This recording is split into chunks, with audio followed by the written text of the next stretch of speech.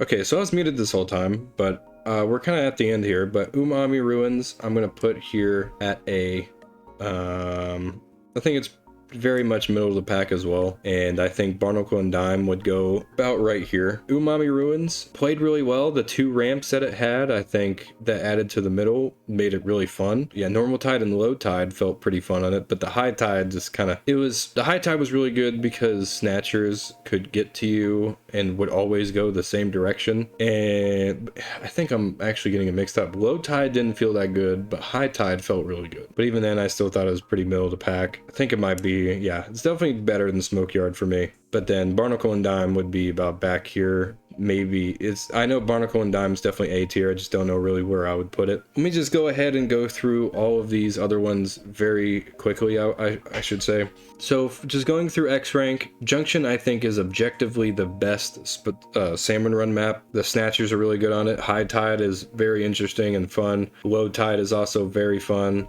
And just overall, I think it's personally, I think it's the perfect Splatoon 3 salmon run map. I feel like not a lot of people would disagree, but I can see some people disagreeing with that because personally, my favorite map is Gone Fishing Hydro Plant. Its normal tide is good. Its low tide is a lot of fun, probably my favorite low tide, but its high tide can be a bit much, but even then the high tide is very simple and easy to do and really fun to do as well.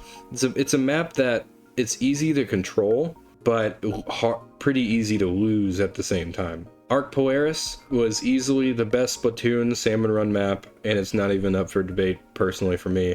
I think it has excelled in everything that salmon run should have been designed for in Splatoon 2, and I think this map would greatly benefit from Splatoon 3's mechanics, especially with Squid Surge, because there's a lot of inkable walls here. Squid Surge works really, really well, and ink rails would be insane too, especially since you can you throw your eggs from the rails, I assume. So yeah, and I put Wahoo World up here for Big Run because its art style and everything else about it was nice. I think its high tide was definitely really bad, but its low tide and its low tide and its normal tide were very fun for me personally. The spawns were a bit much, but it was a good start. And again, the setting was just so unsettling because it's supposed to be like a very happy amusement park, and it's just not.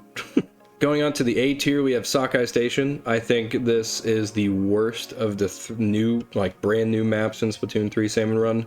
I do like how it is. I think the very tall tower, the tall circular structure in the middle of the map is really nice, and having pretty much the majority of that wall, like that monument, being inkable makes the map flow really well because you can just go right over it to go to the basket, which is really fun. I think a lot of people still don't even realize that. I think it could be a lot better if more people realize that you can swim up these inkable walls to get out of the shore much easier, because when you go to the shore, getting there and getting out is pretty easy because you can just ink the wall, swim back up, and then get out of there. You don't have to just go left or right. You have all these options to get out of there, and it's still a good map. I just don't think it's nearly as good as the ones in X rank. But moving on to Undertow on Big Run, I think the low tide was very annoying. The normal tide was fun, but okay, and the high tide was actually pretty fun. Probably the most fun high tide I've had out of all the Big Run maps. It style wise, or art style wise, it fits Big Run again very well, and I like it a lot. And yeah, so you guys already know my opinion on Umami and Barnacle. But Salmonid Smokeyard, I think, even though it definitely benefits from the egg throw, the whole moving platform mechanic is just too excruciating for me, especially on high tide. They still have the other side available, and the only way you get to that side is through the propellers. And especially when you're trying to freelance, it just doesn't work. So when the map's on normal and low tide, it's usually pretty fun. But then the moment you get the high tide, it's just the least fun I've had with a low tide with any other maps. But all the other stuff very much outweighs the negative, and that's why it's still at the A rank, but it's still kind of far back A rank. Moving on to the C rank of the maps that I think that are just the worst. They don't really have much redeeming factors. Inkblot, I think, was a very bland Big Run stage. It just didn't really work that well for me. I think its high tide was fun, but its normal and low tide were just okay at best. I didn't really enjoy playing this Big Run as much as I did all the other ones, but it was still pretty cool because Salmonids were invading a university of all places, and that's when we got our first look at Ouroboros, or Boris, or however you want to call him. And I should say Barnacle and Dime is pretty great because that's when they introduced Megalodontia, or Joe.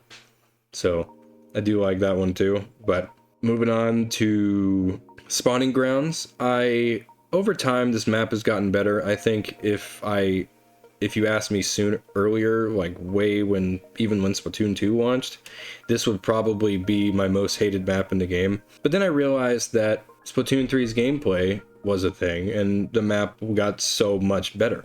When the game launched, I still didn't like it, but then the more and more I played of this map and realized how many inkable walls are on it, the amount of maneuverability you can make, the amount of maneuverability you can pull off to get around the map is really nice. I don't know, it's not great still because its low tide is okay, its high tide is very annoying, and its normal tide is probably the best out of all of what its tides are, but even it's just still not that good, and there's not a lot of redeeming factors for it, especially with the graded parts, the bridges to where the enemies will funnel in from, whereas some of the enemy spawns on it are just really annoying. And the same thing with Marooner's Bay. Marooner's Bay is an interesting concept of a giant wrecked boat. That's like the only really fun part about it, is having things funnel in through that boat. But even then, it's just not even that fun in general. When you lose the low ground, it becomes such a tedious chore just to get back up when you lose that high ground, I should say. And yeah, the Marooner's Bay does not have as many redeemable factors. Its low tide I think it's fine. Its high tide is annoying, and its normal tide is also just not that fun. I think Lost Outpost is probably the worst Splatoon Salmon Run map we have ever gotten. The sheer amount of grates is annoying. The low tide was very annoying, and the shore on the side being that whole graded area and a lot of enemies spawned from there was stupid. My goodness, there's just nothing to redeem really about this map except for interesting idea of trying to make this house that's way out in the middle of the ocean, and Salmonid are invading that little spot. That part's kind of cool.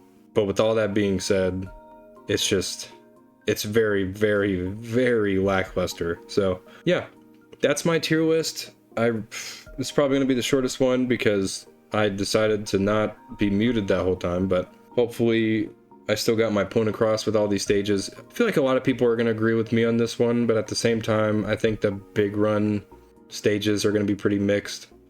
This is just how I feel.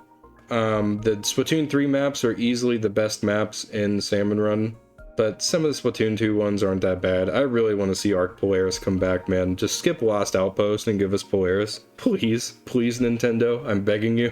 But anyways, that's my opinion on all of this. Hopefully you guys did enjoy. Make sure to leave a like if you did. Make sure to subscribe if you're brand new to the channel. Let me know down in the comment section below. Again, what is your favorite Salmon Run map? What's your tier list? What would you change? You, again, send me stuff on Twitter, Instagram, Threads, doesn't matter where you want to send it to me. Just, I would love to see how you feel about all this stuff. But anyways, thank you guys again so much for watching, and thank you for sticking through this entire tier list week. We're gonna go right back to regularly scheduled Splatoon content whenever, you know, my friends go out of town and, you know, we all go back to our normal lives. Christmas is going to be coming up, and I will be taking off for that. I won't be worrying about videos at all. I'll probably post like a short video wishing everybody a Merry Christmas, but that's really about it. But yeah, after that, we should be at our regularly scheduled content in between those times and after those times. Anyways, thank you guys again so much for watching. I love you all. Have an absolutely fantastic day, and have an absolutely fantastic week as well.